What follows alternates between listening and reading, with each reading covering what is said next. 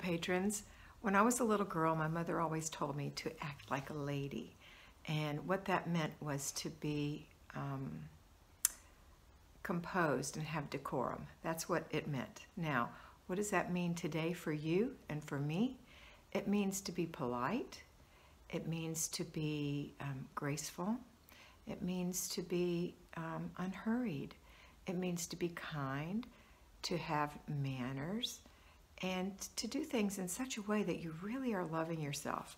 You know, the thing that I found most about being around women who are of grace, women who are ladies, is that I really want to be like them. When I hear them speak, when I watch them do things, it's someone I want to be. I want to be a lady, not because my mother told me to. It's just like a gut instinct that I want to be a lady. I want to be that person. And it doesn't mean that I'm not an independent person, because I am wildly independent, and I want you to raise your children to be wildly independent, and I want you to be independent. It's a form of strength, but being graceful in that strength, being loving and kind in that strength, that is what being a lady is. So when I tell you finally loving yourself, in the FlyLady system, FLY, finally loving yourself, I'm telling you to really be a lady. Get up in the morning, make your bed. A lady wouldn't leave an unmade bed. Get up in the morning, do your morning routine for yourself. That's part of being a lady. Putting on your makeup, fixing your hair, putting on a little perfume, getting dressed just right. You know, I'm just wearing a little casual outfit today, but I'm dressed just right, I feel. When you make your breakfast and you set it out, you know, have your spoon here and your napkin here and your bowl here and your glass here, learn how to set the table. If you don't know how to set a place setting, then learn how. It's very simple, and it's that little bit of decorum that makes you more ladylike. It doesn't mean you have to be prissy or that you have to set the table every time, but having the confidence to know how to do that makes all the difference. It's just like when you teach children how to eat in a restaurant, which I actually don't think people are doing anymore. I think they're just bringing their kids to the restaurant.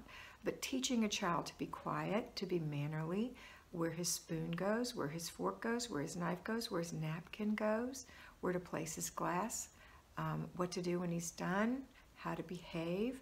Those are all manners, and that's all part of you as a mother. Teaching manners is being a lady. Someone asked me to make this video, and she said, you know, I look at people like from the 50s, like June Cleaver. If you don't know who that is, there was a show called Leave It to Beaver, and June Cleaver was the mother. And you know, all the mothers of the 50s, when you look at the videos, and truly, I was a 50s baby. I was born in 1953. My mother got up in the morning and got herself ready and was presentable at all times. In fact, I was very proud of my beautiful mother. When she would come pick me up from school, she always looked lovely. Some mothers didn't, but most mothers really did try. And so by you getting up in the morning and fixing yourself for the day and being available because you've gotten up a few minutes early and taking care of yourself, that's part of being a lady, and it's part of loving yourself. So I hope these few little things helped you. I know you probably have a million questions about how to be a lady. Perhaps you were raised in the 50s or 60s and your mother told you to act like a lady. Let me add one more thing before I close. It also means to watch your mouth. You know, the diva hoods that people have today. Now, it's true. I have a dishes diva video, and I still believe you should be the dishes diva. It's an attitude that this has to happen and I'm in charge of it. It's kind of like being the CEO. I'm not taking that away from you, but I think you know that diva attitude, that I deserve it, I need to be adored at all times. That's not being a lady. That's being a child. Being a lady is someone who knows where they are. They're centered and they feel confident, and they don't have to demand that people do things for them.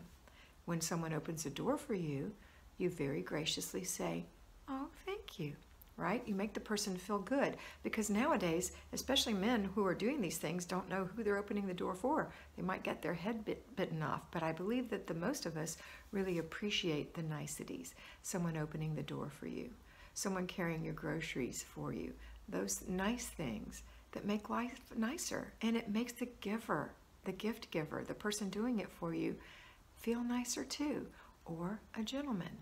So if you have any questions, if it's not something you were raised with, I'll be happy to make more videos about specific things or just answer your questions below.